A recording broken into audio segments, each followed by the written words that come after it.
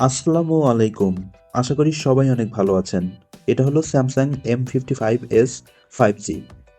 120 hertz refresh rate, 45 watt fast charging system. সেই সঙ্গে রয়েছে 50 মেগাপিক্সেলের পাঁচশো সেলফি ক্যামেরা এবং চিপসেট হিসেবে রয়েছে স্ন্যাপড্রাগন 7 জেন অন, যা একটি 5G প্রসেসর। যাই হোক, ফোনটা যে বাজেট রেঞ্জে বাজারে এসেছে, সেই বাজেটে আমাদেরকে কি অফার করছে এই ফোনটা, কথা হবে সেসব নিয়েই। তো সময় নষ্ট না করে শুরু করা যাক আজকের ভিডিও। আপনার যারা নতুন এই চ্যানেলে, দয়া করে চ্যানেলটি সাবস্ক্রাইব করুন। মোবাইলটার ডিজাইন এবং আউটলুকের কথা বলতে গেলে, মোবাইলটার বডি এবং ফ্রেম দুটোই পলিকার্বনেটের তৈরি। ব্যাক প্যানেল প্লাস্টিক ফিনিশিং এবং ব্যাক প্যানেলের রয়েছে 3টি ক্যামেরা, একটি ফ্ল্যাশ লাইট। তার পাশাপাশি ফ্রন্ট প্যানেলে রয়েছে 5 সেলফি ক্যামেরা। পোর্টস এবং বাটনের কথা বলতে গেলে, মোবাইলটার রাইট সাইডে ছিল পাওয়ার বাটন এবং ভলিউম বাটন। মোবাইলটার লেফট সাইডে ছিল সিম বক্স।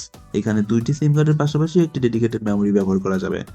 ফোনটার উপরের অংশে ছিল নয়েজ ক্যান্সেলেশন স্পিকার এবং ফোনটার নিচের অংশে ছিল USB type C charging port, main speaker, microphone এবং মোবাইলটিতে থাকছে না 3.5 মিলিমিটারের অডিও জ্যাক।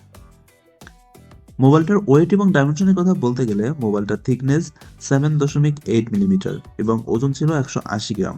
ফোনটার ওয়েট ডিস্ট্রিবিউশন ঠিকঠাক হওয়ার কারণে সিঙ্গেল হ্যান্ডে সহজেই ব্যবহার করা যায়। মোবাইলটিতে কোনো রকমের আইপি রেটিং নেই, সো ফোনটা কেয়ারফুলি ব্যবহার করতে হবে। পানিতে পড়ে গেলে বা হাত থেকে পড়ে গেলে ফোনটা ড্যামেজ হওয়ার সম্ভাবনা অনেক বেশি। সো আপনারা চেষ্টা করবেন একটা কভার ইউজ করতে। এই মোবাইলটিতে রয়েছে 120 হার্টজ রিফ্রেশ রেট দিয়ে 6.7 ইঞ্চি সাইজের সুপার অ্যামোলেড ডিসপ্লে, যার resolution 1080x2400 pixel full HD plus এবং ডিসপ্লে ডেন্সিটি 393 পিপিআই এবং পিক ব্রাইটনেস 1000 নিক্স, যার কারণে ডিরেক্ট সানলাইটে ফোনটা ব্যবহার করতে কোনো রকমের অসুবিধা হবে না। স্ক্রিন এবং বেজেলের কথা বলতে গেলে, লোয়ার বেজেলটা কিছুটা মোটা, আর একটু চিকন হলে দেখতে ভালো লাগতো।